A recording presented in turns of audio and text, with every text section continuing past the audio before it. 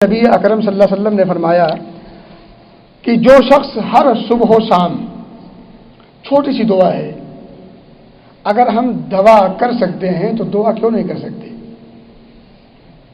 ہم خود بہت سارے لوگ بیماری کی آمد سے پہلے صحت و تندرستی کے لیے، اضافی طاقت کے لیے، اضافی قوت کے لیے اپنے آپ پر بہت سارا خرچ کرتے ہیں، بہت سارا علاج کرتے ہیں، یوں ہی ایڈوانس میں دوائیں کھاتے پیتے رہتے ہیں۔ یہ دوا کھا لو، سیب سنترا انار انگور، ان تمام چیزوں کو انسان اس لیے کھاتا تاکہ ہم فٹ پڑ رہیں۔ اگر پیسے خرچ کر کے، دواؤں کو خرید کر کے اپنی صحت و تندرستی کی بحالی کے لیے، برقرار رکھنے کے لیے ہم ان تمام چیزوں کو اپنا سکتے ہیں تو دعاؤں کا اہتمام کیوں نہیں کر سکتے؟ یہ تو بالکل آسان بھی ہے اور سیدھا سادہ بھی ہے، اور اس میں نہ نمک نہ پھٹکری، خرچ بھی نہیں کچھ۔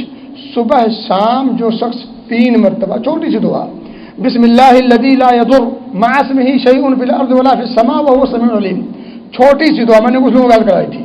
صبح 3 مرتبہ، شام 3 مرتبہ اگر یہ دعا پڑھ لیں، نبی مکرم صلی اللہ علیہ وسلم کی گواہی ہے، وہ فرماتے ہیں کہ پھر اسے کوئی چیز صبح پڑھ لے تو شام تک، شام کو پڑھ لے تو صبح تک اسے نقصان نہیں پہنچا سکتی۔ اسی طرح سے